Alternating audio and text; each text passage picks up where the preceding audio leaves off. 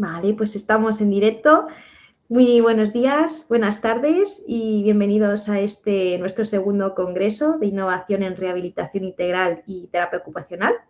Un evento, bueno, como ya sabéis, donde distintas disciplinas que están ligadas de manera directa con esa rehabilitación del paciente, nos reunimos en este evento virtual para compartir diferentes ideas, diferentes proyectos, investigaciones, a través de diferentes charlas y ponencias que tienen siempre ese objetivo de inspirarnos y reforzarnos como profesionales, buscando siempre esa ampliación del conocimiento que nos permita avanzar y crecer en diversos temas y campos. Nosotros mantenemos nuestra ideología de todos los años, que es la de que el conocimiento y la investigación siempre avanzan, y nuestro deseo es que todo aquel profesional orgulloso de su profesión crearle este espacio que permita que fomente ese avance de la mano siempre de la ciencia y de la salud. Y hoy, día 10 de diciembre, celebramos nuestras jornadas de formación en un evento donde podréis disfrutar de 4 charlas de gran carácter divulgativo y donde podréis recibir vuestros créditos de formación. Y para poder optar a vuestros certificados, antes de que empecemos, os recuerdo que debéis visualizar las 4 ponencias que van a tener lugar a lo largo del día de hoy, ¿de acuerdo? Tenéis hasta las 12 de la noche hora española para visualizarlas. Y una vez hayáis abierto todas, se os va a habilitar un cuestionario, ¿de acuerdo? Muy importante que no se os olvide rellenar ese cuestionario para que podáis optar a vuestros certificados, ¿de acuerdo? Y bueno, dicho esto, vamos a presentar la segunda ponencia del día de hoy, ¿vale? Titulada Trastornos del sueño y teoría polivagal, del diagnóstico autonómico a la estimulación vagal terapéutica. Ponencia que viene de la mano de todo profesional, que es profesor de grado en fisioterapia, doctorando en ciencias de la salud, fisioterapeuta clínico en alteraciones del sistema nervioso autónomo y divulgador científico en diferentes redes sociales, don Ismael Romero García. Muy buenas tardes, Ismael. Muy buenas, Miriam, ¿qué tal? Lo primero, gracias por la presentación y gracias por la oportunidad también de estar aquí con vosotros compartiendo este ratito, que seguro y espero que sea productivo para todos, tanto para los oyentes como para mí, porque al final aquí todos aprendemos, así que gracias. Muchas gracias a ti. Y nada, bueno, antes de empezar, voy con la tecnología, voy a compartir pantalla, espero Fenomenal. para que todo esté en orden. Fenomenal. Perfecto. Yo mientras comentar a los congresistas que aprovechen que tienen aquí un chat en el que pueden realizar todas sus preguntas, dudas, que las iremos comentando al final de la charla, ¿vale? Estupendo. Dicho esto, cuando pues, quieras. Nada, sin más dilación, empezamos con la ponencia, que como bien ha dicho Miriam, pues vamos a abordar un poco lo que son los trastornos del sueño y desde un enfoque de la teoría polivagal, cómo las afectaciones y la regulación del sistema nervioso autónomo van a repercutir de manera directa en la calidad del sueño. Entonces vamos a ver cómo hacer un correcto diagnóstico autonómico, es decir, cómo podemos evaluar de manera objetiva cómo se encuentra nuestro sistema nervioso autónomo y en base a eso qué distintas estrategias y herramientas terapéuticas podemos aplicar para hacer una regulación de este sistema nervioso y, por ende, mejorar todo lo que es la calidad del sueño. Entonces, antes que nada, aunque Miriam ya me ha presentado muy bien, nada, quería comentaros un poco de dónde vengo, ¿no? Yo soy diplomado en fisioterapia por la Universidad de Sevilla desde el año 2010, es decir, llevo en activo unos 15 años aproximadamente y durante todo ese bagaje clínico, pues mi percepción sobre la salud, sobre el abordaje a nivel de patología ha ido cambiando. Desde un punto de vista más inicial, donde valoraba mucho la parte mecánica, pues si había, por ejemplo, una patología cervical, buscaba siempre pues, la causa física, biomecánica, qué estructura fallaba. Pero poco a poco, en este devenir, en esta transición, ¿no? Como profesional, pues he ido viendo que al final todo lo que es la gestión emocional, el estrés y la regulación del sistema nervioso autónomo, que es ese sistema nervioso independiente que regula las funciones involuntarias del organismo, tiene mucho que ver en todo esto.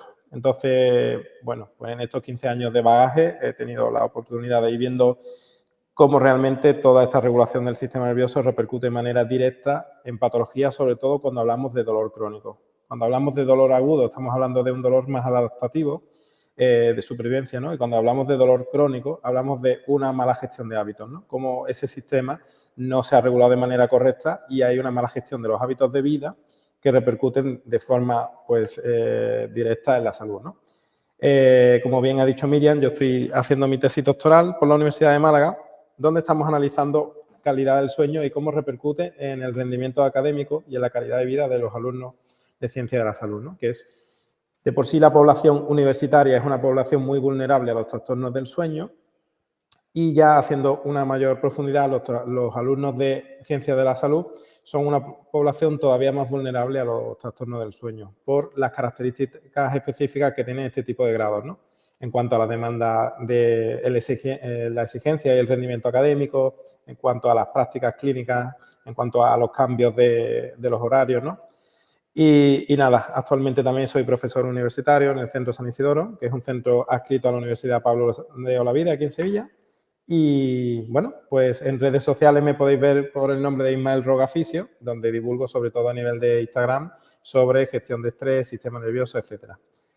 Entonces, quiero empezar hablando sobre los trastornos del sueño como una epidemia silente, ¿no? Como uno de los problemas mayores a los que se enfrenta la sociedad actual. Y es que yo observo en consulta que la mayoría de pacientes que acuden a mí con dolor crónico, sobre todo yo abordo muchos pacientes con trastornos de regulación del sistema nervioso, bruxismo, trastorno temporomandibular, migrañas, cefaleas, problemas digestivos, hernias de hiato, reflujo, acidez, estreñimiento, diarrea, toda la alteración del eje cerebro-intestino, ¿no? Tienen un factor en común, ¿no? Y este tipo de pacientes, aparte de tener una mala gestión del estrés, ¿no? Presentan trastornos del sueño, alteración en la calidad del sueño, ¿no? Que hoy vamos a analizar bien cómo podemos medir esa calidad del sueño, porque mucha gente lo confunde.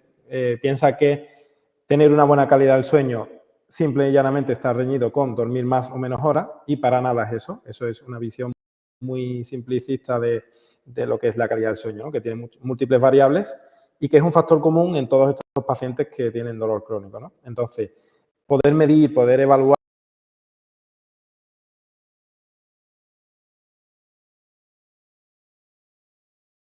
cómo es la calidad del sueño y aprender estrategias para implementarlo con los pacientes nos van a permitir que toda aquella persona que está dolor crónico pueda mejorar su calidad de vida, que al final es un factor muy importante.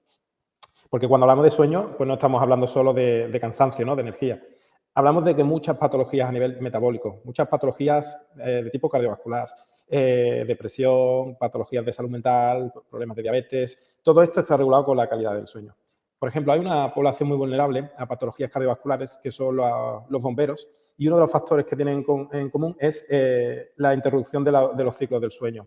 Un bombero, cuando realiza una guardia, a lo mejor se encuentra en fase de sueño profundo y de pronto suena una alarma y tiene que hacer una hiperactivación del sistema nervioso simpático, que ahora veremos cómo funciona, y ponerse en marcha. Entonces, toda esta interrupción de los ciclos del sueño, toda esta interrupción de lo que es la correcta funcionalidad del descanso, afecta de manera directa a patologías como son patologías cardiovasculares.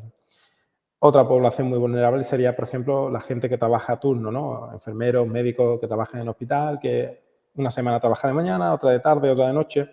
Entonces, todas estas alteraciones en los ritmos circadianos, toda esta interrupción de nuestro reloj biológico interno, repercute de manera directa sobre las patologías, ¿no? Entonces, tenemos que pensar que los trastornos del sueño al final van a ser un condicionante de todo lo que es la salud, sobre todo a nivel más prolongado en el tiempo. Por poner algunos datos, ¿no? Por arrojar un poco de luz a todo esto que hablo, aproximadamente, según algunos estudios, el 41% de la población adulta española muestra síntomas de insomnio. Esto es un número muy alto. Estamos hablando de que casi la mitad de la población española padece algún tipo de alteración del sueño. Y que hasta un 15%, casi 13-14%, podríamos hablar ya de incluso insomnio crónico, prolongado en el tiempo, no de manera puntual. Y cabe destacar además que simplemente una noche de privación de sueño puede generar alteraciones en las vías de percepción del dolor. Es decir, que solo con que durmamos una noche mal vamos a poder presentar dolor crónico, ¿no? Por la alteración de las vías de percepción del dolor y por la alteración de los mecanismos que se producen sobre todo durante las fases de sueño profundo o fase REM, donde va a haber una limpieza de todo el sistema nervioso. Y un dato que es preocupante es que estos trastornos del sueño se han duplicado en solo 10 años, ¿no? Entonces, la tendencia es al alza y cada vez más los problemas de sueño van aumentando. Entonces, cabe parar y hacer una reflexión de, oye, ¿qué está pasando para que este problema cada día sea mayor, ¿no? Entonces, lo que os mencionaba anteriormente, en una revisión sistemática publicada, se habla de cómo esta mala calidad del sueño afecta de manera mucho más acentuada a la población universitaria y en concreto a las estudiantes de Ciencia de la Salud y Medicina. Como he dicho antes, la población universitaria per se es una población muy vulnerable por los cambios en los ritmos circadianos, por los cambios en los horarios, por todo ese conflicto emocional que supone el pasar de la edad adolescente a la edad adulta, por hábitos poco saludables, pues consumo de cafeína, el incremento exponencial que ha habido de bebidas estimulantes, la falta de actividad física, la exposición a luz artificial. Son muchos los factores, ¿no? El estrés, la mala gestión del estrés, las pocas herramientas para abordaje del mismo. Entonces, esto hace que la población universitaria sea una población vulnerable, ¿no? Y es un poco donde yo estoy enfocando la tesis doctoral, viendo cuáles son las principales variables sociodemográficas que están influyendo en estos trastornos del sueño y cómo esto repercute en el rendimiento académico, en la calidad de vida, en la gestión del estrés, en la gestión emocional y un largo etcétera, ¿no? Os pongo ahí un poco una gráfica, ¿vale? De cómo ha incrementado el uso de fármacos, de benzodiazepinas, de fármacos para la conciliación del sueño. Y esto sí es preocupante, porque uno, pasamos a depender de un producto para tener una correcta calidad del sueño, y dos, porque además los fármacos, además de hacernos dependientes de ellos para esta calidad del sueño, tienen un problema, es que los fármacos no nos ayudan a entrar en fases profundas del sueño. Sí, quizás reducimos la fase de latencia, que es ese tiempo que tardamos en quedarnos dormidos. Quizás dormimos un mayor número de horas, ¿no? Todo eso está bien, pero pasa algo, ¿no? Que no llegamos con el consumo de fármacos, no llegamos a esas fases profundas del sueño, ¿no? Y no quiero que suene como un ataque a los fármacos, ni mucho menos, porque hay veces que los pacientes están en un estadio que es necesario y, oye, hay que derivarle a neurología, a psiquiatría, para que paute, ¿no? Un tratamiento, porque al final una privación del sueño prolongada en el tiempo es perjudicial, pero no nos podemos quedar ahí, ¿no? Nos tenemos que ir un poco más a la raíz, a la base y ver qué sucede para que todos estos trastornos del sueño se instauren y perduren en el tiempo y ver qué herramientas terapéuticas podemos aplicar, ¿no? Y yo creo que es un poco la clave principal de todo el enfoque, ¿no? Ver, analizar cómo funciona el sistema nervioso y qué está pasando, ¿no?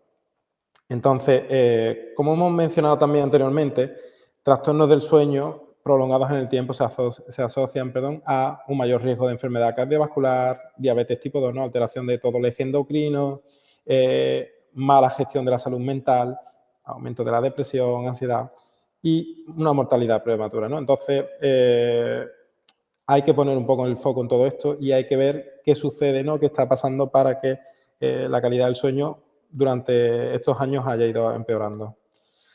Vale, por ahondar un poquito más en el tema, ¿no? ¿Cuál sería el impacto de una mala calidad del sueño, ¿no? ¿En qué áreas puede repercutir? Como ya hemos dicho, no es solo en la calidad del descanso, repercute en el nivel de cansancio, ¿no? De energía durante el día, ¿vale? Eso sería un poco la parte superficial, pero profundizando a nivel del comportamiento fisiológico, biológico interno, pues vemos que personas que tienen un mal trastorno del sueño, pues presentan de manera regular mayor tasa de obesidad, mayor tasa de alteraciones de síndrome metabólico, problemas pancreáticos, problemas de diabetes tipo 2, alteraciones cardiovasculares que normalmente se presentan por aumento de la frecuencia cardíaca, aumento de la hipertensión arterial y un mayor riesgo de presentar una enfermedad cardiovascular, con riesgo de cardiopatía isquémica, AVC o accidente cerebrovascular, etc. Y todo esto va a conllevar a un aumento del riesgo de la tasa de mortalidad. Pero no solo repercute a nivel cardiovascular, vamos a tener una alteración muy potente a nivel psicológico, emocional, incluso a nivel de las funciones cognitivas superiores, ¿no? Vamos a tener alteración de la memoria, de la atención, de la función ejecutiva. Si os fijáis, cada vez a la gente le cuesta más retener información, números de teléfono, nombres, información general. Nos cuesta más mantener la atención, ¿vale? Esto no solo está ligado a lo que es las alteraciones del sueño, sino que además está ligado pues, a una sociedad donde la inmediatez, la impulsividad y el efecto dopamínico, ¿no? El cortoplacismo en el que estamos inmersos, pues repercute mucho en esto, ¿no? Y todo esto afecta a trastornos afectivos, trastornos de ansiedad y en la capacidad cognitiva a largo plazo, ¿no? Y una vez que hemos contextualizado un poco y nos hemos puesto en situación de dónde estamos, me gustaría hablar de la arquitectura del sueño, ¿no? Para entender muy bien qué función tiene el sueño, cómo se estructura, porque de su comprensión va a venir el poder hacer una buena optimización de las herramientas terapéuticas de las que disponemos, ¿no? Lo primero que hay que tener en cuenta es que el sueño es, como yo os pongo ahí, la llave del biohacking del sistema nervioso autónomo. Es decir, si nosotros queremos aprender a regular nuestro sistema nervioso autónomo, del cual dependen muchísimas de las funciones involuntarias de nuestro organismo, tenemos que aprender a optimizar este sueño. Y para aprender a optimizarlo, vas a por entender cómo se estructura el sueño, qué fases tiene y cuál es la importancia de cada una. Entonces, lo primero y más importante es entender que el sueño se estructura en ciclos de 90 minutos aproximadamente, en el cual vamos a ir pasando por una serie de fases que cada una de ellas tiene una función distinta.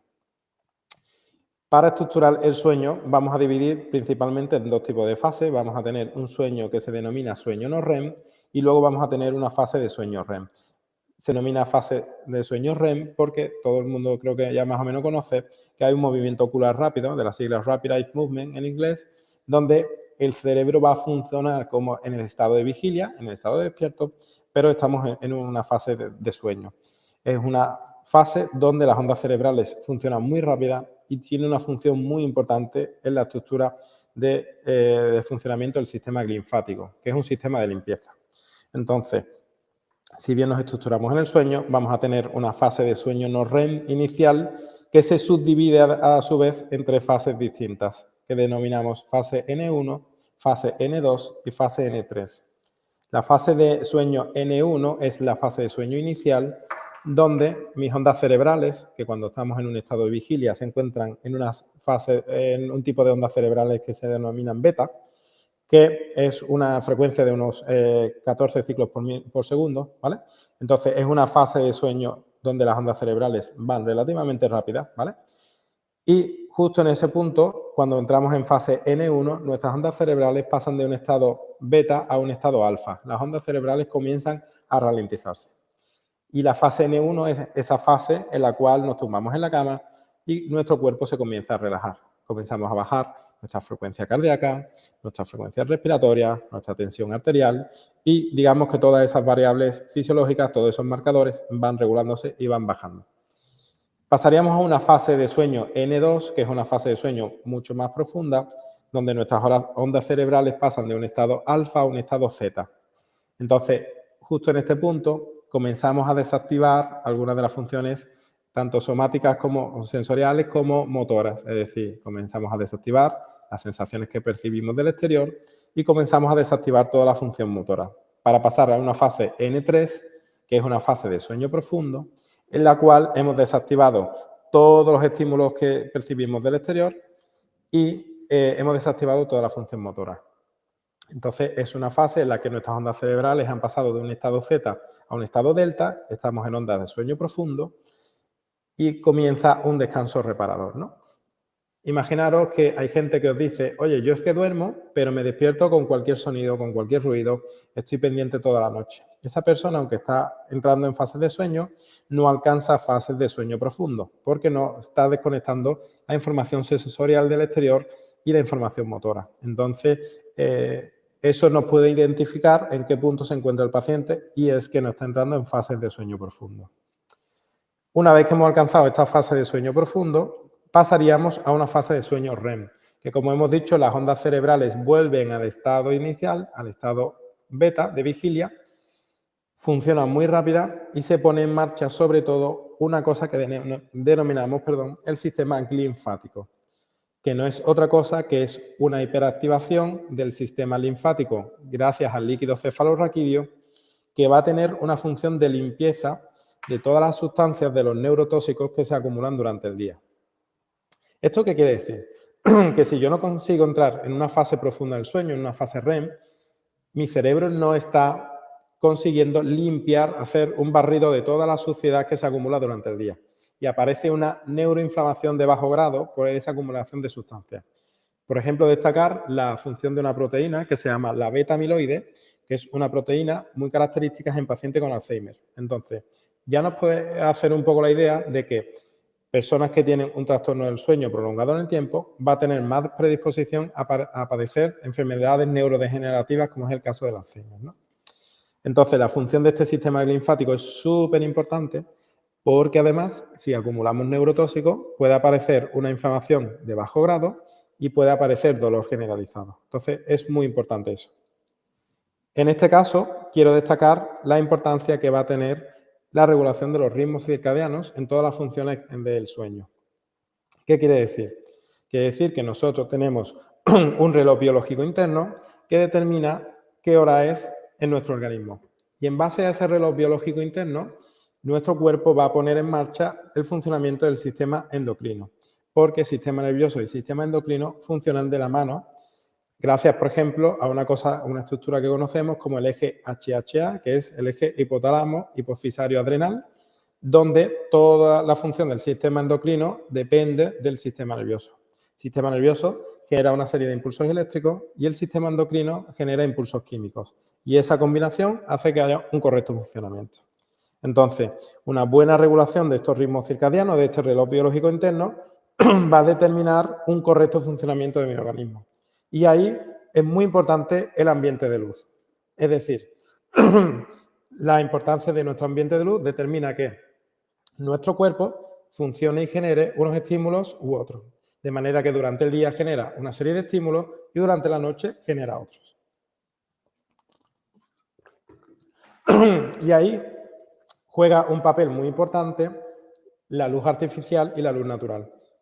Para optimizar el sueño, la primera premisa que yo le digo a todos los pacientes es que necesitamos días mucho más luminosos, donde nos expongamos más a la luz natural, y noches mucho más oscuras, donde minimicemos el impacto de la luz artificial. Y eso es una de las claves principales que van a repercutir de manera directa en los trastornos del sueño. ¿Por qué sería eso? Porque nosotros en la retina del ojo tenemos unos fotorreceptores que captan esa información lumínica y manda esa información al núcleo supraquiasmático, que de ahí va a mandar esa información que va a llegar a la glándula pineal. Y entonces, dependiendo del ambiente de luz en el que estemos puestos, va a determinar la secreción de distintas hormonas, ya sea cortisol o melatonina.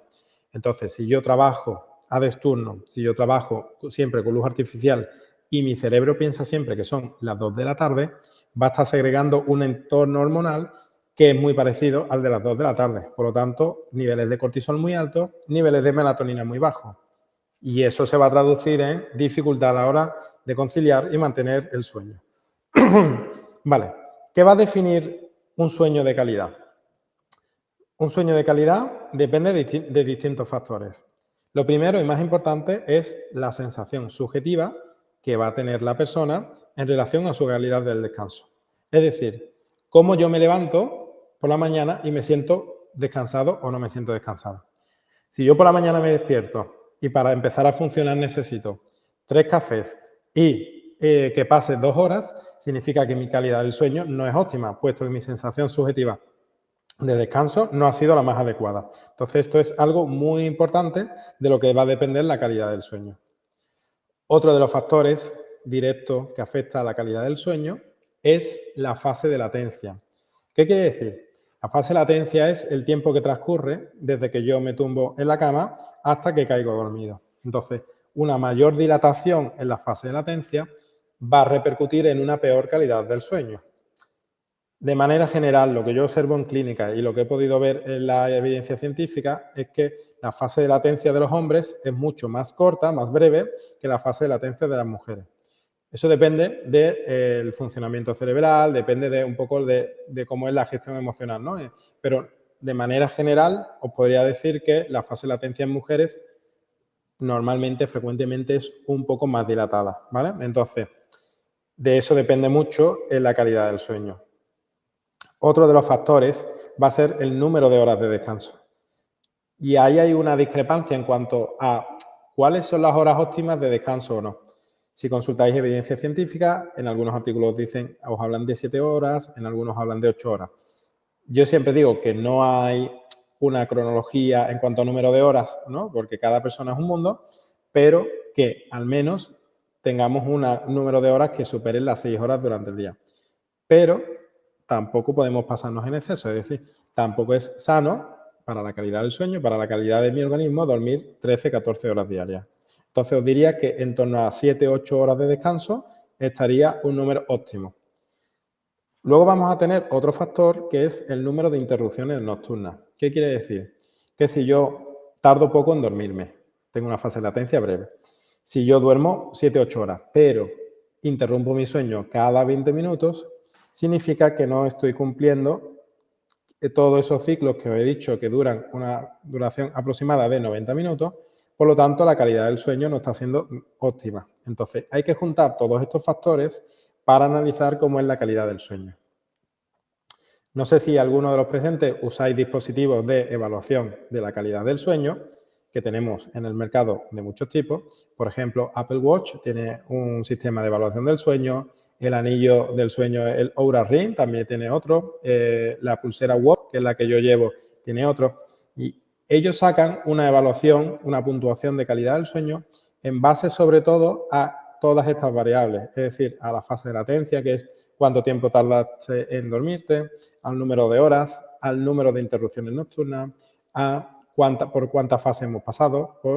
Normalmente os ponen 3 variables, que es sueño superficial, que corresponde a la fase N1, sueño profundo, que corresponde a la fase N2, N3, y sueño REM, que corresponde a la fase de sueño REM, donde hay esta limpieza que os he explicado del sistema linfático.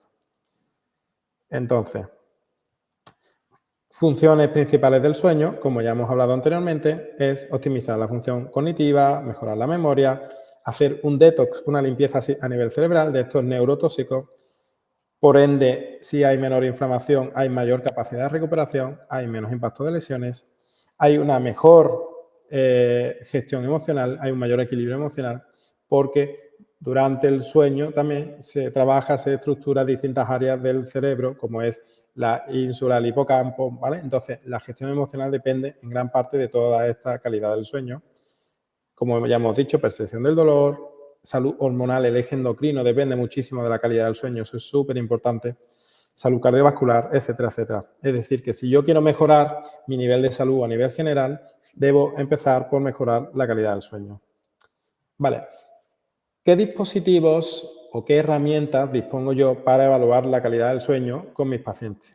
Podemos ir desde lo más simple hasta lo más avanzado y vamos a ver una batería de herramientas que nos pueden servir.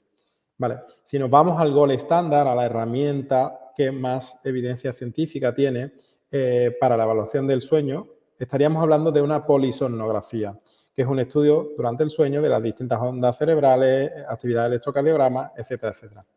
El problema que tiene la polisomnografía, que es una prueba costosa, que es una prueba difícil de acceder, entonces es una prueba que nos dificulta la evaluación y ya estaríamos hablando más en personas con un trastorno grave del sueño, ¿no? Como puede ser cualquier tipo de alteración del sueño, una narcolepsia, cualquier tipo de alteración, donde estamos hablando ya de un caso grave.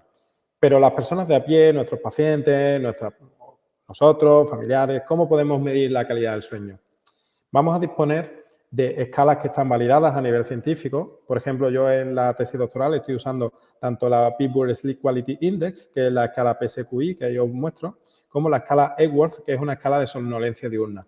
¿Vale? Son escalas que están validadas científicamente, que nos sirven para hacer estudios de investigación y que nos permiten hacer una aproximación a toda esa calidad del sueño.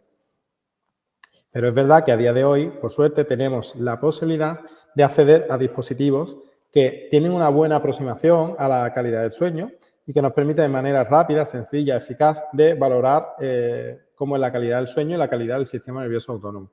Hablaríamos de anillo como Oura Ring, Apple Watch o incluso, como os he dicho, la pulsera WOP. Entonces, a mí me gusta mucho decirle a los pacientes esta frase, que es que todo aquello que observamos lo podemos medir y solo aquello que medimos podemos mejorar. Entonces, sin llegar a obsesionarnos, porque puede ser contraproducente, pero llevar un ligero control de cómo es nuestra calidad del sueño nos puede permitir ver si las herramientas que estamos implementando nos sirven para mejorar o no. Entonces, como ya hemos mencionado anteriormente, el gold estándar sigue siendo la polisomnografía, pero es poco práctico por lo que hemos dicho, un elevado coste, hay necesidad de personal e incluso tiene lugar en un entorno artificial. A nivel de dispositivos de muñeca, ¿vale? Tenemos Apple Watch, Oura Ring o la WOP, aparte de otras muchas marcas, ¿no? Yo he hecho una comparación de estas tres. Los tres usan un mecanismo que se llama fotopletismografía, que es a través de una emisión de luz para calcular la calidad del sueño, la frecuencia cardíaca y un parámetro que es súper importante, que ahora vamos a hablar de él, que es la variabilidad de la frecuencia cardíaca, que es un biomarcador que nos va a hablar de la regulación del sistema nervioso autónomo, sobre todo una subvariable que es la RMS-SD, que nos indica el tono vagal, cómo funciona nuestro nervio vago, ¿no? Que eso está ahora muy de moda, está muy en boca de todos, y que realmente es un marcador de regulación del sistema nervioso autónomo. Entonces, este tipo de dispositivos nos permite hacer una buena aproximación de lo que son los ciclos de sueño-vigilia y del tiempo total del sueño, ¿no? Frente a lo que es la comparativa con la polisomnografía. Entonces, haciendo una comparación que tenéis aquí, os he hecho un estudio pormenorizado de los tres dispositivos que os he dicho, un reloj tipo Apple Watch, el anillo de Oura Ring y la Watch, para ver qué puntos fuertes y débiles tiene cada uno, ¿no? Entonces, al final los tres hacen una aproximación muy buena de lo que es la calidad del sueño. Hay unos que, por ejemplo, para mí, en cuanto a evaluación de calidad del sueño, diría que el Oura Ring es el que es mejor, el que tiene una lectura más aproximada a lo que es la polisomnografía. Sin embargo, si queremos medir la calidad del sistema nervioso autónomo, tenemos la WOP, que es una banda que funciona muy bien. Además, emite una frecuencia electromagnética muy baja, por lo tanto, personas que tengan sensibilidad a los campos electromagnéticos no se van a ver alterados por el uso de esta pulsera. Y si quiero tener un dispositivo ratio calidad-precio bastante óptima, podría usar un reloj de tipo Apple Watch, porque además nos puede servir para muchas otras cosas, como es la evaluación de la actividad física diaria, para tener notificaciones del teléfono, etcétera, etcétera. Entonces, estos tres dispositivos que rondan más o menos el precio, depende cada uno, los 300 euros. WOP funciona como por un sistema de suscripción anual que lo subdivide mensualmente, ¿no? Dependiendo de la cual contrates, pero vamos, más o menos el precio aproximado, estaríamos hablando de eso, de unos 200, 300 euros aproximados, para tener un dispositivo con el que poder medir la calidad del sueño. Bueno, un poco más el análisis, os diría que Oura Ring es el mejor dispositivo para la medición del sueño, que la WOP para monitorizar cómo es la actividad del sistema nervioso autónomo, y Apple Watch sería un poco un compendio general, una ratio calidad-precio bastante óptima. Otras herramientas de evaluación del sueño, como ya hemos mencionado, es la Peabody Sleep Quality Index, que es una escala de evaluación del sueño, que al final, si observáis, pues va haciendo un poco preguntas que van encaminadas a todas las variables que os he dicho que tenemos que evaluar durante el sueño, ¿no? Número de horas, número de interrupciones, calidad del sueño, etcétera, ¿vale? Entonces, es una escala que está validada, que podéis usar con vuestros pacientes, al igual que la escala de Epworth, que es una escala de somnolencia diurna, que está bastante bien, que puntúa del 0 al 3, en qué tipo de situaciones has presentado dificultad para mantenerte despierto o te podrías quedar dormido, ¿no? Un poco evalúa la somnolencia diurna. Y luego hay una escala que no tiene tanta validez científica, pero que nos puede servir para trabajar con pacientes, que es la escala SATIT, ¿vale? Que serían de la sigla satisfacción, alerta, timing, el horario, eficiencia y duración, ¿no? Entonces, podemos evaluar las distintas subvariables que hemos dicho que había que tener en cuenta a la hora de evaluar la calidad del sueño para sacar un valor, un cómputo global de cómo es la calidad del sueño. Entonces, una vez que hemos visto cuál es la importancia, ¿no?, de todo esto, de la calidad del sueño, de cómo se mide, de qué factores depende, quería traeros un enfoque que para mí es súper importante, que es cómo repercute la gestión, la buena gestión o el buen funcionamiento del sistema nervioso autónomo en la calidad del sueño. Y para eso quería hablaros un poco de lo que está ahora muy en boca, tanto a nivel de fisioterapia, de psicología, de lo que es la teoría polivagal, ¿no? Nosotros tenemos un sistema nervioso autónomo que va a regular todas las funciones involuntarias de nuestro organismo con el único fin de garantizar la supervivencia de la especie. Es decir, es un sistema de alerta, un mecanismo fisiológico que tenemos para que cuando nuestro organismo percibe un peligro, poner en marcha una serie de mecanismos neurofisiológicos que me permitan sobrevivir.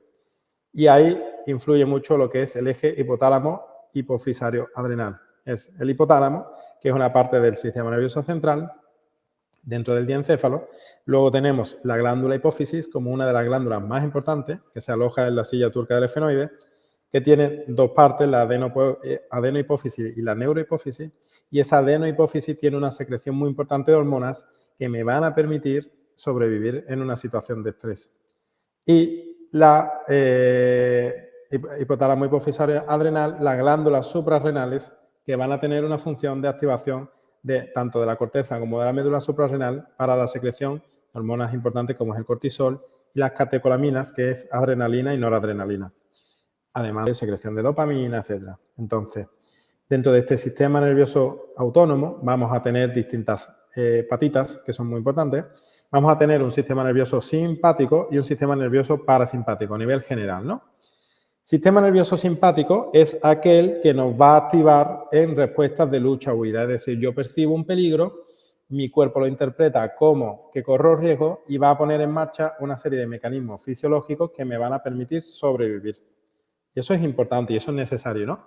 Porque se habla siempre del cortisol como una hormona que es perjudicial, que es dañina, pero realmente es una hormona que nos permite la supervivencia.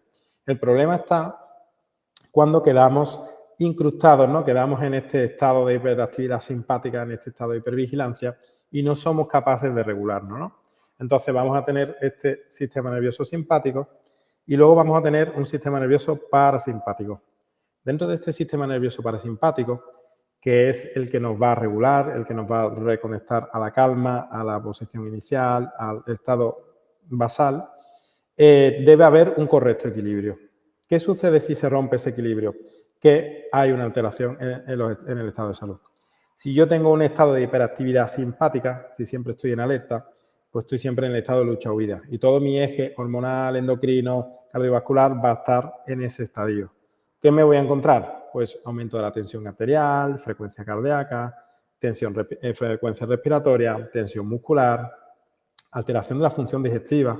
Entonces es un paciente que siempre va a estar en un estado ansioso, en un estado a la defensiva, paciente que va a tener las pulsaciones altas, la tensión arterial alta, etc. Dentro del sistema nervioso parasimpático, desde la teoría polivagal se hace una subdivisión en dos ramas, la rama ventral y la rama dorsal del nervio vago. Cuando se dice que funcionamos en una rama ventral del nervio vago, estamos hablando de un estado de calma, de regulación. Es decir, soy capaz de activarme cuando tengo un peligro, pero soy capaz de regularme y volver al estado de calma. Y eso es perfecto. Ese sería un estadio óptimo de salud. El problema es cuando hay una hiperactivación de la rama dorsal, de la rama posterior del nervio vago, donde hay un colapso. La persona se encuentra desconectada, hipoactiva, apagada, etc. Y quería reflejarlo con esta imagen que creo que recoge muy bien esto de la teoría polivagal en el caso de un incendio, ¿no? Imaginaros en este caso de un incendio cómo serían las respuestas dependiendo del estado en el que yo me encuentre, ¿vale?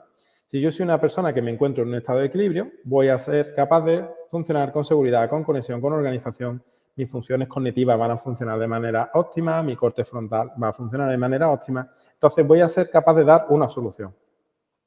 Si yo tengo un estado de hiperactividad simpática, es decir, si mi cuerpo está siempre en alerta, no voy a ser capaz de tener una capacidad de razonamiento óptima y entonces es la típica persona que cuando sucede algo, como en el caso de este incendio, corre para todos lados, no sabe qué hacer, tiene las pulsaciones altas, no atina, no sabe qué hacer. Y eso es malo, ¿no? Porque al final mi cuerpo no tiene capacidad de adaptarse. Pero igual de malo sería si yo tengo una hiperactivación de la rama dorsal del nervio vago y soy una persona que se colapsa. No soy capaz de hacer nada y mientras el edificio está en llamas yo estoy bloqueado en una esquina porque no soy capaz de moverme, ¿no? Entonces es una imagen que creo que refleja bien cómo es el equilibrio del sistema nervioso autónomo. Y aquí aparece un concepto que es la neurocepción y la hipervigilancia. La neurocepción es la capacidad que tiene nuestro sistema nervioso autónomo de hacer una lectura automática de todo el entorno y decidir si estamos en peligro o no. Entonces, si hay un desajuste de mi sistema nervioso, lo que va a hacer es que va a percibir el peligro en cada una de las partes y va a estar siempre en un estado de alerta constante. Entonces, tengo que ser capaz de regular esto porque si aparece un estado de hipervigilancia, cada estímulo puede ser un detonante a una respuesta de hiperexcitabilidad simpática y estar siempre con dolor de cabeza, mareo, con la tensión alta, etc. Entonces, saber identificar en qué punto se encuentra cada paciente y qué herramientas tengo que proporcionarle es justo y necesario para poder dar el tratamiento más óptimo a cada persona. Entonces, ¿cómo repercute esta regulación del sistema nervioso autónomo en toda esta arquitectura que hemos explicado antes del sueño? Si yo soy una persona que está en un estado de hiperactividad simpática, que estoy siempre en alerta, como en la imagen del edificio en llamas, la persona del medio que está corriendo para todos lados, voy a ser una persona que me cueste conciliar el sueño, que me despierte mucho, que tenga un sueño ligero, etc. Entonces, a este tipo de personas, las herramientas terapéuticas que le tengo que aplicar son aquellas que me van a ayudar a activar el parasimpático, es decir, a bajar un poco las revoluciones, a que vaya más lento. Pero, ¿qué pasa si soy la persona de la derecha? Que estoy en un estado de pasividad, de fatiga, de somnolencia, de cansancio, de apatía, un estado más depresivo. Pues son personas que normalmente duermen muchas horas, pero se levantan cansados, bajos de motivación, embotamiento, etc. Entonces, a estas personas tenemos que aplicarles herramientas que nos ayuden a activar el sistema simpático, a producirle una serie de estímulos que fomenten pues, el aumento de cortisol, el aumento de hormonas y que me den un chute de energía, ¿no? Y si soy una persona que está en un vago ventral, en la imagen de la izquierda, pues voy a tener un sueño de calidad, va a ser ininterrumpido, va a tener una buena continuidad, menos despertares, etcétera, etcétera. Entonces, en base a la lectura de en qué estado nos encontramos, así debemos aplicar las distintas herramientas para optimizar el sueño. Vale, ¿cómo sé en qué punto me encuentro? ¿Cómo sé si estoy en hiperactividad simpática, parasimpática o si estoy en equilibrio? Vale, lo primero es por las sensaciones. Normalmente una persona que va muy acelerada, que tiene la frecuencia cardíaca alta, la tensión alta, que va pasado de revoluciones. Yo siempre digo, una persona que es más predominantemente ansiosa, tiende a estar en un estado de hiperactividad simpática. Si soy una persona apática, triste, sin ganas, que me levanto sin fuerza, soy una persona que normalmente voy a estar en un estado parasimpático. Y si soy una persona que funcionó de manera óptima, tiendo a estar en una activación del vago ventral y estoy en un estado de equilibrio. Vale. Esto a nivel subjetivo. A nivel objetivo, ¿qué herramientas puedo aplicar para evaluar cómo está mi sistema nervioso autónomo? Y os voy a plantear 3 herramientas fáciles y sencillas que podéis emplear. Vale, la primera, hemos hablado antes, y os dije, luego hablaremos de ello, de la variabilidad de la frecuencia cardíaca, que es una subvariable que nos va a medir la frecuencia de intervalo entre cada latido del corazón. Es decir, si yo soy una persona que tiene 60 latidos por minuto, vale, eso no significa que tenga un latido por segundo, sino que uno puede ser al segundo con 1, otro al 0,9, y esa variación en el intervalo de los latidos es lo que marca mi variabilidad de la frecuencia cardíaca.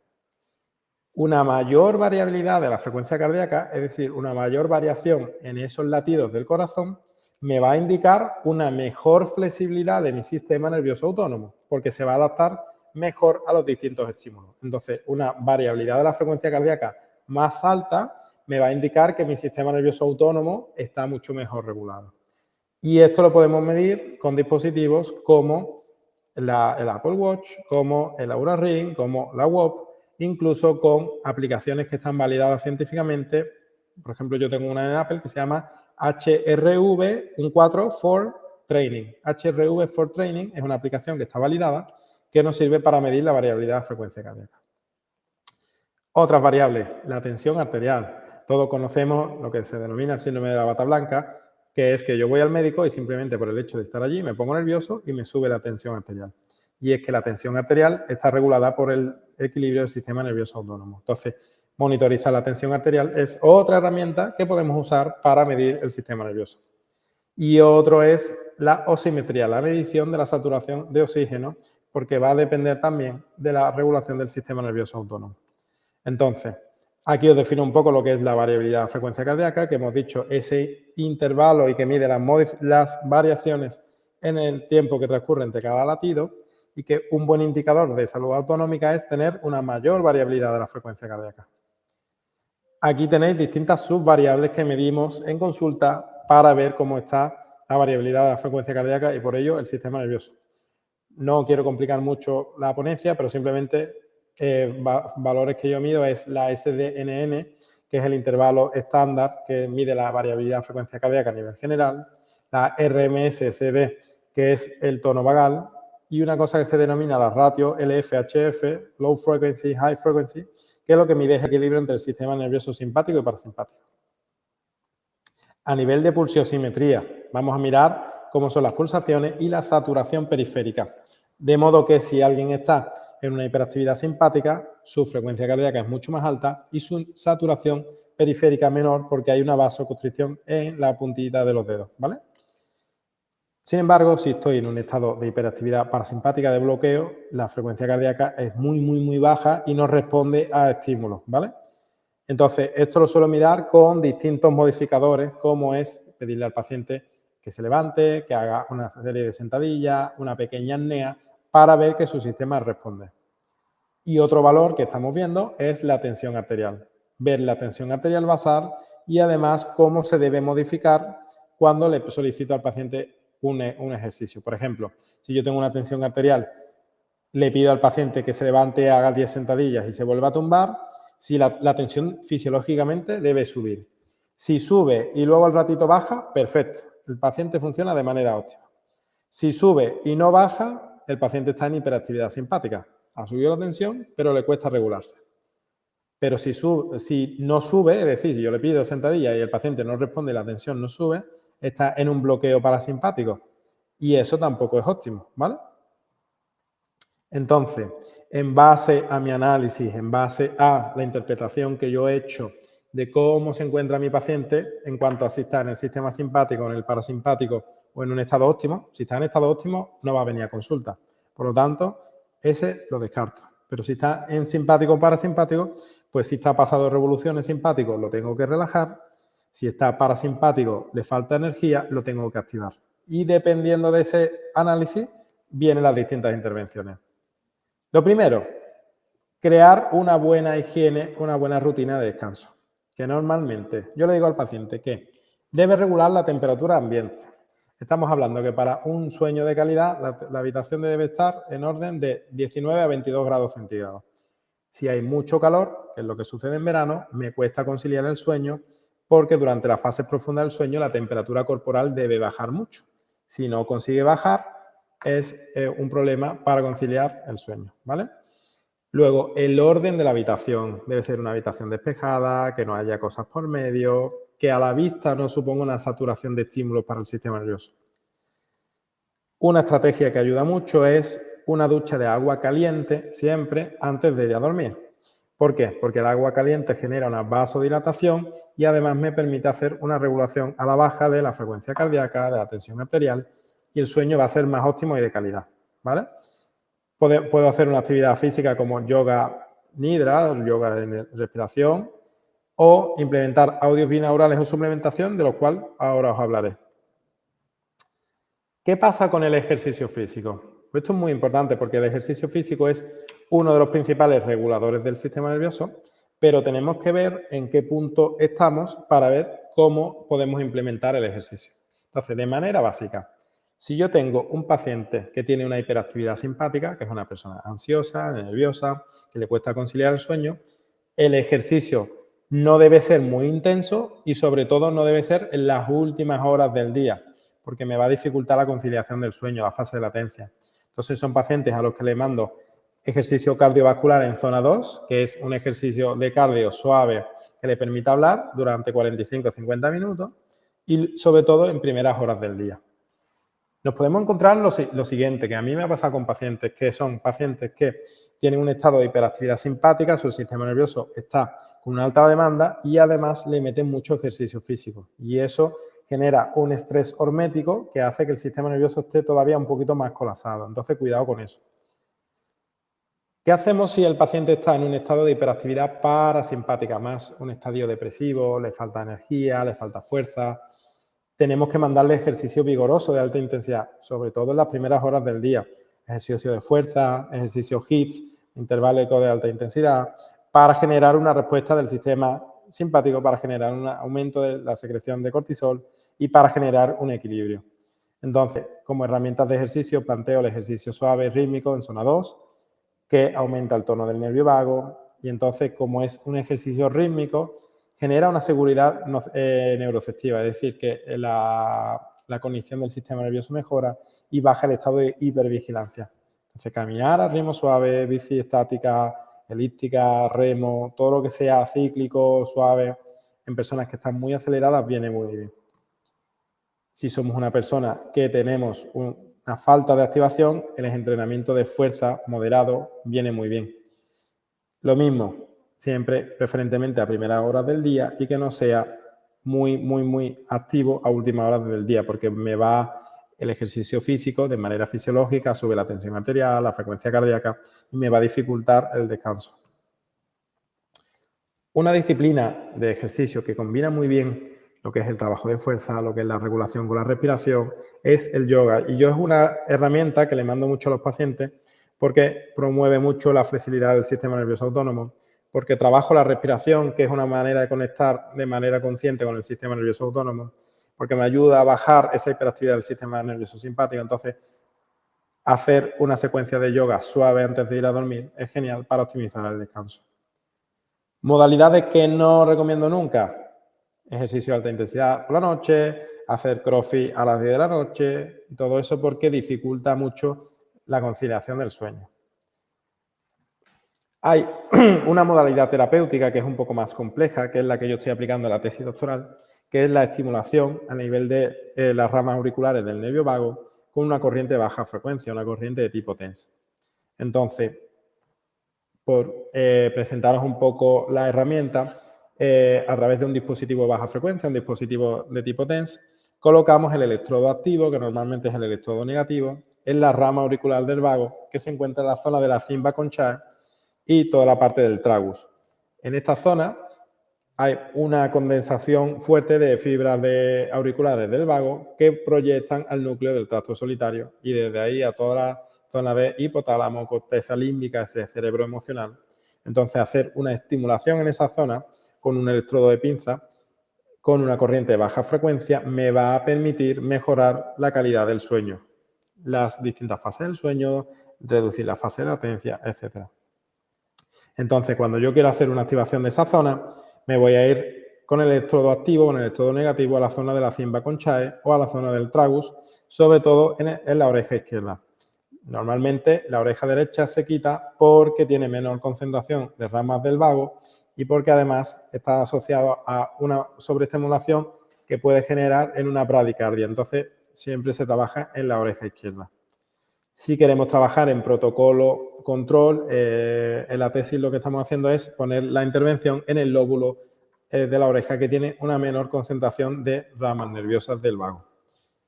¿Qué parámetros vamos a usar? Vamos a usar una corriente de baja frecuencia, una corriente tipo TENS, una frecuencia óptima de 20 a 25 Hz y una duración de fase o ancho de pulso de 200 a 500 microsegundos. Vamos a usar una intensidad baja, que se llama umbral subliminal o liminal, es decir, el paciente o no nota nada o nota muy poquito la corriente. Podemos trabajar de manera continua o con ciclos on-off de 30 segundos y vamos a hacerlo una vez al día, una hora más o menos antes de ir a dormir, un tiempo aproximado de 20 a 30 minutos y para observar cambios estamos viendo que de 4 a 8 semanas. Hay algunos dispositivos como el dispositivo NeuroSim que ya vienen patentados y ya viene con el electrodo que la persona directamente se conecta como si fuera un auricular, enchufa el aparato, le da arriba la intensidad y hace su aplicación antes de ir a dormir. Este es el tipo de impulso que es bifásico asimétrico y es una herramienta un poquito más avanzada. Si sabes programar el aparato, es barato porque es un aparato que te puede costar de 30 a 50 euros. Si no sabes y tienes que buscar un aparato como es NeuroSim, que ya venga prediseñado, prefijado con los parámetros, pues estamos hablando de unos 600, 700 euros aproximadamente. Entonces, ahí anda la horquilla de precio. En cuanto a otra de las herramientas que vamos a usar, para mí es súper importante, es el trabajo de respiración o breathwork, porque me va a permitir acceder de manera consciente a un sistema que es involuntario como es el sistema nervioso autónomo. De manera que cada vez que yo estoy nervioso, una de las cosas que se va a desregular es mi función respiratoria. Por eso, trabajar la respiración me permite acceder a ese sistema nervioso y regularlo. Ahora bien, si yo soy una persona que está muy pasada de vuelta, está en un sistema nervioso simpático, tengo un estado ansioso, tengo que buscar estrategias de respiración que me ayuden a activar la rama parasimpática, a relajarme. Y ahí tenemos respiraciones, que os lo enseño por aquí, como es la respiración coherente, la respiración cuadrada, la respiración 4-7-8.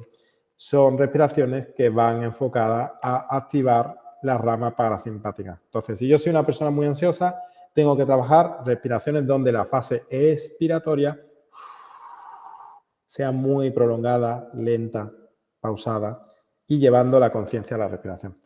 Pero ¿y si soy una persona que me levanto apática, sin ganas, sin fuerza, depresiva?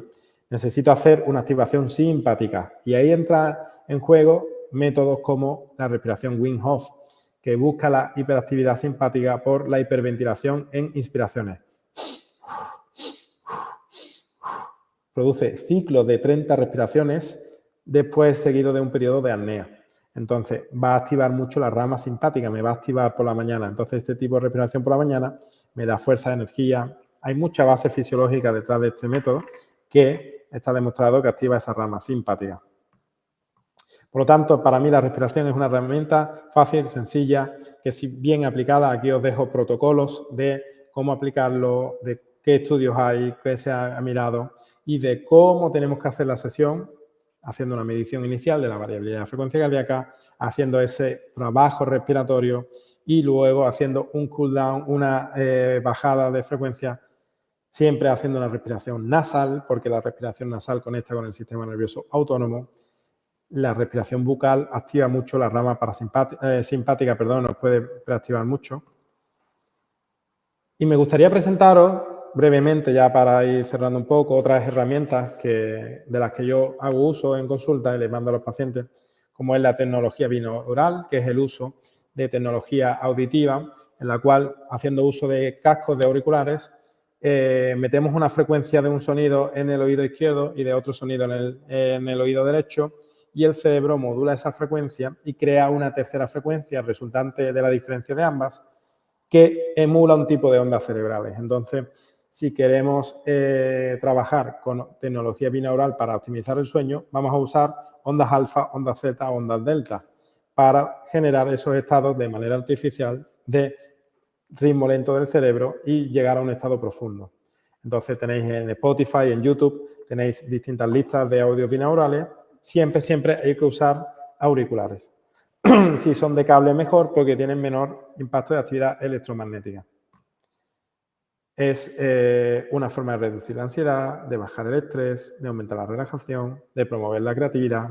Entonces es una herramienta barata, porque necesitáis unos auriculares y poneros el audio, y es bastante eficaz.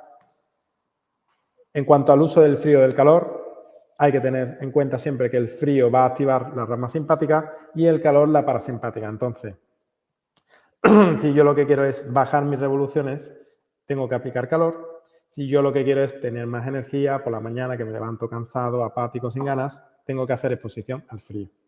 Eso es la premisa general. Entonces, para mejorar el sueño, por la noche, una ducha calentita de 5 a 10 minutos antes de ir a dormir, genial.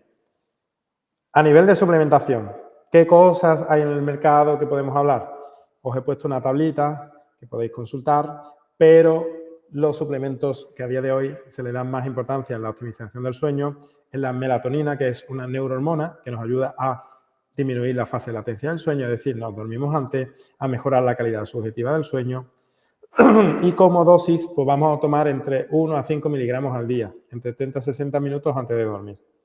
Luego tenemos el citrato de magnesio, que me ayuda a mejorar la función del sistema nervioso.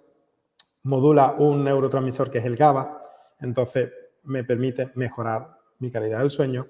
E incluso hay suplementos directamente de GABA, que me va a mejorar la eficacia del sueño, va a disminuir los niveles de cortisol, etc. Hay uno que yo mando mucho a los pacientes, que es la ashwagandha, que es un adaptógeno, que lo que hace es modular este eje hipotálamo hipofisario adrenal y bajar los niveles de cortisol, que normalmente se toma una dosis de 250 a 600 miligramos al día, ¿vale? Hay una variante que es el liposomal que se absorbe muchísimo mejor y baja mucho los niveles de estrés y eso. Entonces, yo es el que tomo actualmente y noto muchísimo que mejora la calidad del sueño. Y otros tratamientos de fitoterapia, como es valeriana, pasiflora, lavanda, que me permiten mejorar esa calidad del sueño. Son tratamientos un poquito más prolongados en el tiempo, con dosis más bajas, para más un mantenimiento. Y bueno, hasta aquí un poco lo que ha sido toda la exposición rápida, intentando condensar un poco toda la información que daría para muchos días sobre el sistema nervioso autónomo, sobre calidad del sueño. Y nada, agradeceros un poco vuestra atención y quedo aquí a vuestra disposición para cualquier duda, consulta, lo que necesitéis. Tenéis también mi contacto en Instagram, que me podéis escribir lo que necesitéis. Así que, por mi parte, un placer poderos ayudar y muchísimas gracias.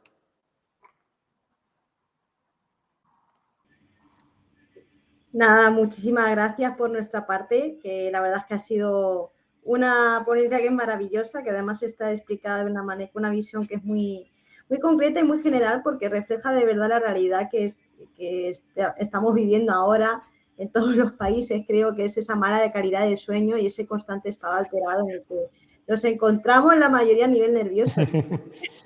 Totalmente. Es una ponencia en la que nos podemos beneficiar muchos profesionales. Os puedo decir que al final el 90% de los pacientes que yo tengo en consulta vienen por regulación del sistema nervioso y que detrás subyace una alteración en la calidad del sueño. Entonces, mejorar eso nos va a permitir mejorar muchísimas áreas, pero sobre todo el dolor es bestial. He intentado aglutinar, sé que es mucha información, hablaría mucho de muchas cosas, además es un tema que me apasiona, pero bueno, sí. Ahí tenéis mi contacto, cualquier cosa que me queráis escribir, de verdad, de corazón, que lo que os pueda ayudar, encantado.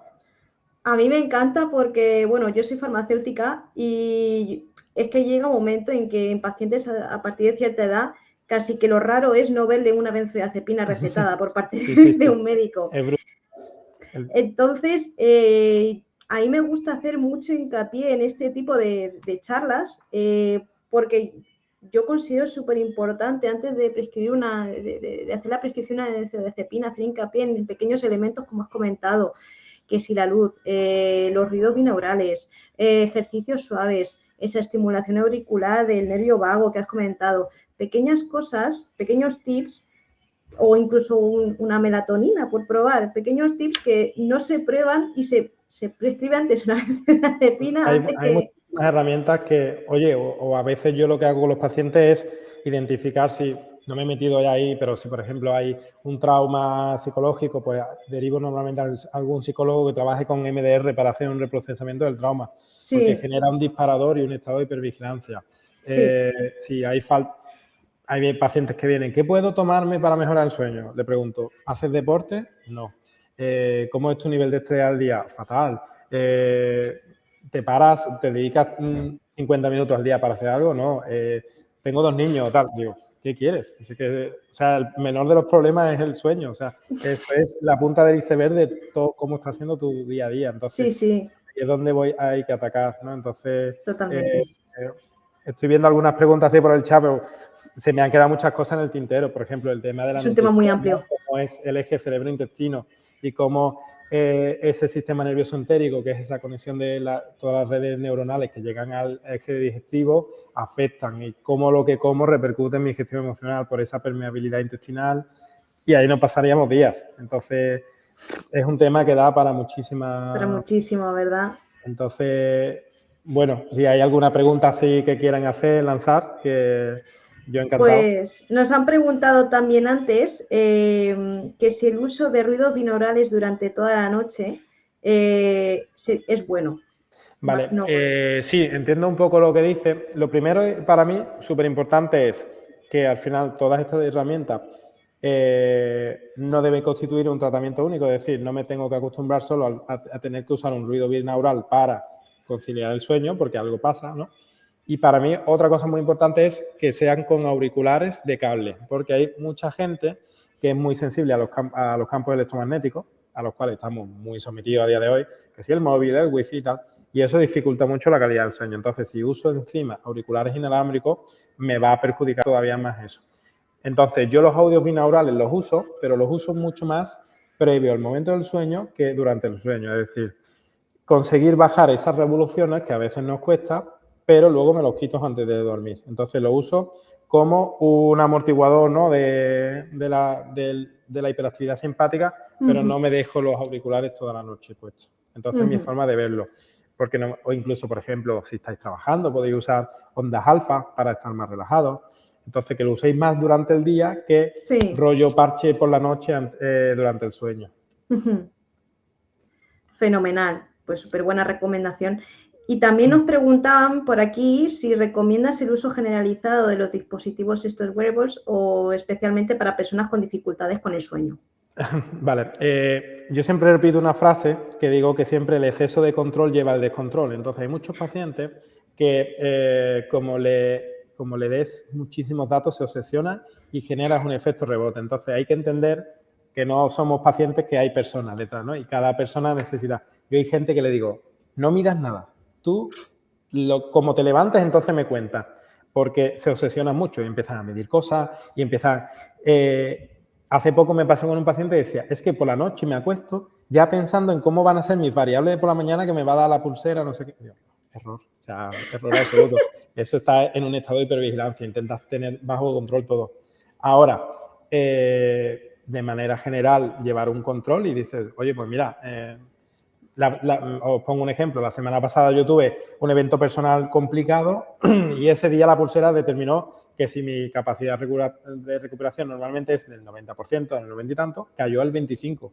Y dije, es que esto lo recoge la pulsera. Es que, pero no hacía falta que lo recogiera, es que tuve un día de mierda y yo lo sabía y eso, que sí, que la pulsera te lo recoge, ¿no? Pero que no desconectemos tampoco de la sensación personal de decir, estoy durmiendo bien, no duermo bien, me levanto descansado por el día o necesito enchufarme 4 cafés para poder empezar. He dormido bien o me he despertado 500 veces por la noche. Tardé 3 horas en dormirme o me he dormido en 5 minutos, ¿no? Entonces, todo eso que está muy bien medir, objetivizar, pero que no desconectemos con la sensación corporal, ¿no? Entonces, yo creo que ahí está el equilibrio y es lo difícil, ¿no? Sí. Y me parece una maravillosa conclusión. Ni una cosa, ni un extremo ni el otro, un término medio. Y es lo difícil. Llévalo con cabeza. El equilibrio es lo más complicado. Pues no sé si hay alguna preguntita más. En principio no hay ninguna. Coincido con todos los congresistas, ha sido una ponencia súper interesante y fantástica. Nada, muchísimas gracias a vosotros por la invitación, por el ratito de compartir, que es un placer. Nos pregunta, ¿sería también interesante en fibromialgia? Sí, tengo un compañero que ha hecho su tesis doctoral sobre fibromialgia y en ese caso, dolor crónico, los hábitos de vida son súper importantes y, en concreto, la actividad física, el ejercicio físico, ahí pautar un correcto ejercicio físico es súper importante para cambiar esas vías de percepción del dolor. Pero lo que he dicho al principio de la ponencia, solo un día de privación del sueño genera alteraciones en las vías de percepción del dolor. Así que dormir mejor va a mejorar el dolor en todos los niveles. Entonces, eso es súper importante. Fenomenal. Pues nada, con esto finalizamos la ponencia, ¿de acuerdo? Muchísimas gracias, Ismael, por sacar un ratito para nosotros. Que tengáis un bonito día todos. Igualmente. Y nos vemos en un ratito a las 3, ¿vale? Que vamos a tener otra ponencia que es protocolo de evaluación cognitiva del desempeño en la conducción en personas con ictus, con doña María Rodríguez Bailón, con doña Ana Clara Stott y con Jorge Calvijo Ruiz. Muchas gracias y nos vemos en unos minutitos. Hasta luego. Sí.